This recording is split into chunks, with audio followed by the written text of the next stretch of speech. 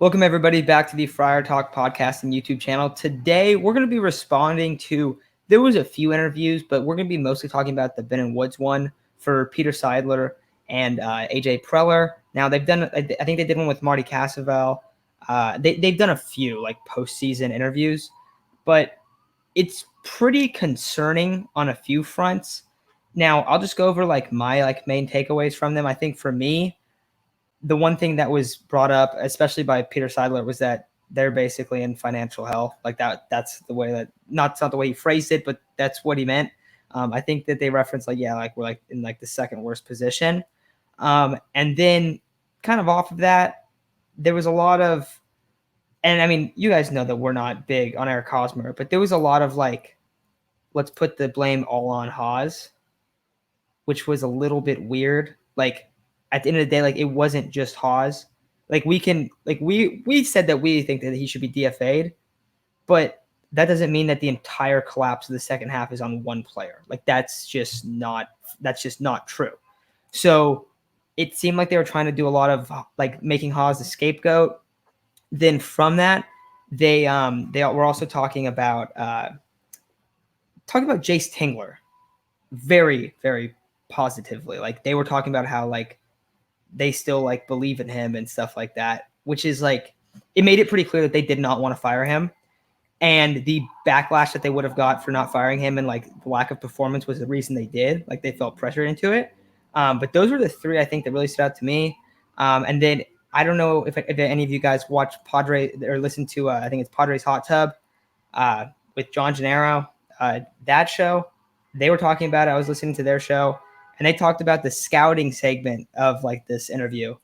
And apparently they said it sounded like the Moneyball scene where it's like all the old heads in the room, like talking about how the guy lacks confidence because of his girlfriend. That was the vibes that they were given from it. So it's pretty concerning because like there's a lot of areas where like you just want to hear like what they think about. And it seems like there's not a lot of like acceptance that like they put this team into a bad situation with some of the contracts that they made, with some of that stuff where it was almost like, oh, we're this 2020 team. This 2021 year was an outlier and it's kind of on Haas.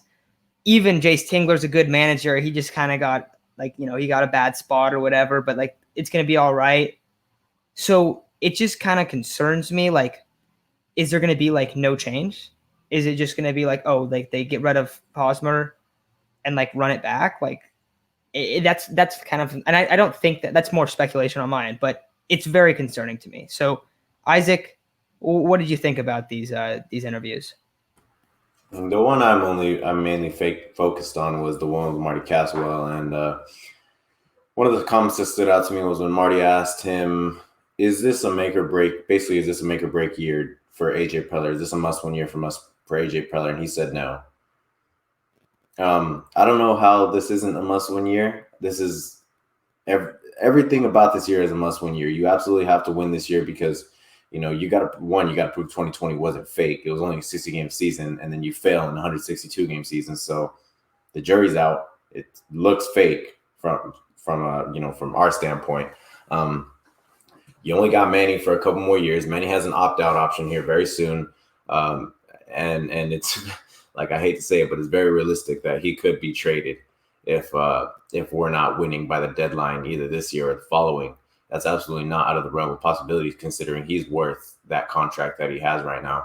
I don't know what team he could go to, but it's on the table for sure. Fernando, nobody on the team's getting younger. Jake's going to be, 28 or 29 next year. It's just it's a must-win year in every way, shape, or form. If Matt, what you said is that they're basically living off of 2020. That's probably because they know that if he brings up anything about 2021, that no money's going to come in his pockets anymore. He's got to try keeping this image of the Padres of that 2020 team, like just because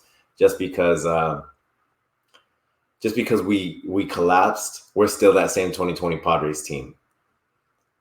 And he knows that's what's going to keep people coming to the ballpark and everything like that. But it is what it is. I mean, it's just, I don't know what to really think of his comments. It's kind of surprising, the comments he's been giving lately. You said Ben and Woods had him on. Ben and Woods had him on. Marty Caswell had him on. I'm sure other major media is going to have him on.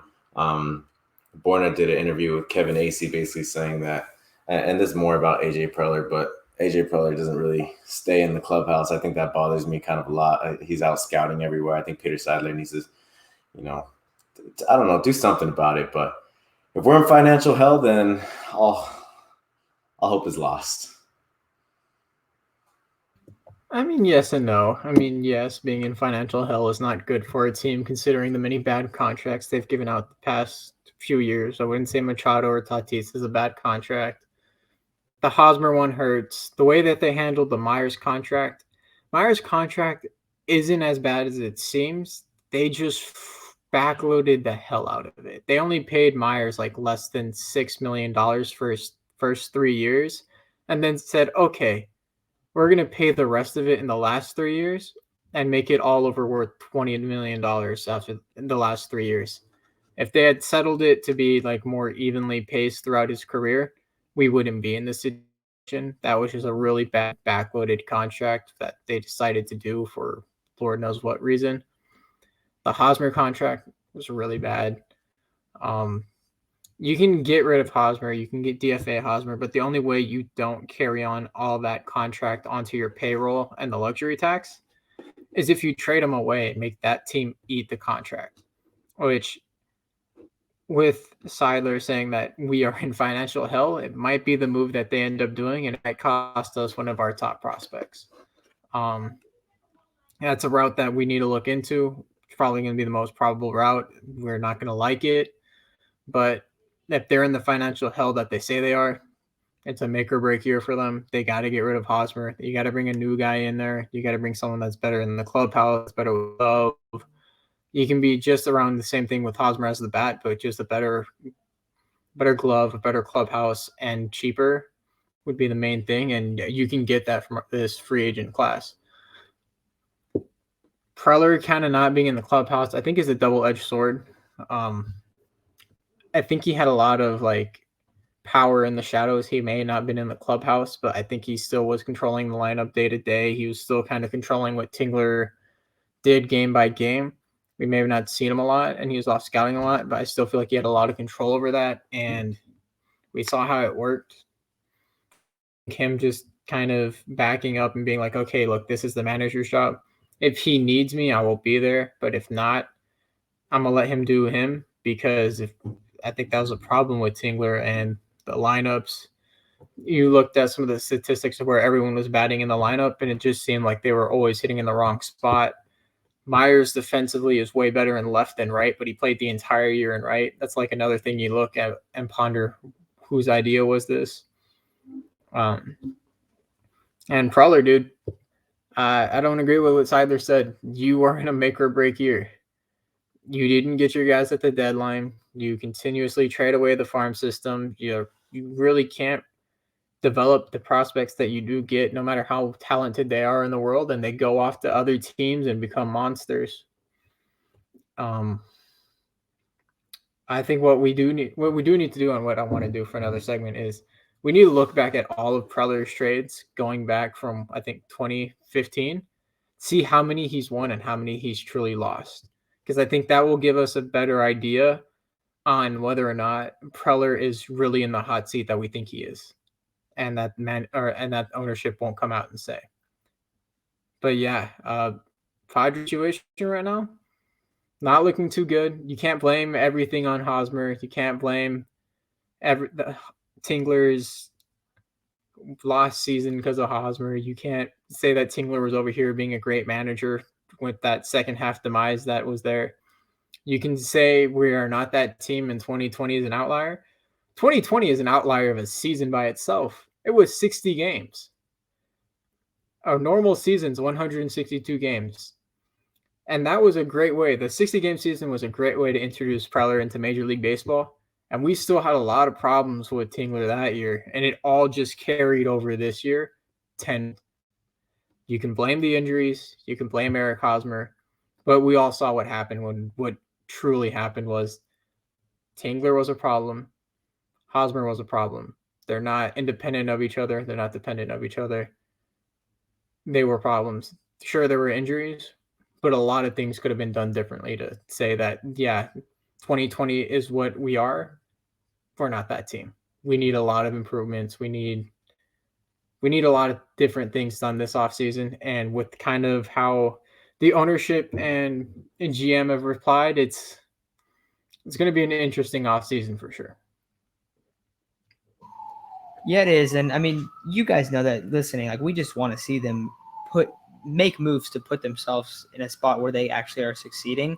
And it just, that's the questions. Like, are they going to go and do that? The corner outfield market this offseason is fantastic. They should go out there and get signed or trade or do something to fill Tommy Pham's spot. If they get rid of Hosmer, they need to bring in a guy that's going to bring offensive production. And just from the comments, because I'm not trying to look into like specific statements made, but more of like the general answer, like the tone and like stuff like that, where it's like, oh, like, 2020 is this, 2020 is that. Like the reason I'm concerned about it is because if you're bringing up 2020 all the time, like you guys have said, 60-game season, that's the outlier year so far for AJ Preller in San Diego. So to act like that's the norm, that doesn't really make sense. For teams that are winning a whole bunch, yes. But that's not the norm. Like, that's not the norm for the Padres. One winning season when you have not been over 500 besides that. This was the closest year to a 500 year besides a 6-game season for AJ Preller. So saying like, oh yeah, 2020, like that's what this team is, it's hard to really say that and really mean that. So I like that you also said, Isaac, like he's not going to come out here and just be like blasting them on 2021. Like that is true. But it was just weird. Like you kept going back to the well on that. And like that was also the same thing with Tingler. If you guys don't think that Tingler should have been fired, even if everyone else does, then why would you fire him? You know what I mean? Like that doesn't make any sense. Even if you're like that adamant that he is a great manager and he's going to be a great manager for the future, then you shouldn't have done it. Now, I don't think he is. None of us think he is. But if you think that and you're in that spot, just because you're feeling pressure, like that's what it has to be. So then, okay, well then the Preller stuff's wrong. Like it just doesn't all make sense. And I think that's also just, it's an element of when you have a second half collapse like they did, like it's going to look pretty bad, like postseason. Like you don't know the answers yet. You're still figuring them out. So I think is part of that. I'm just a little worried. I just want to see them put this team into a spot where they can be really successful next year.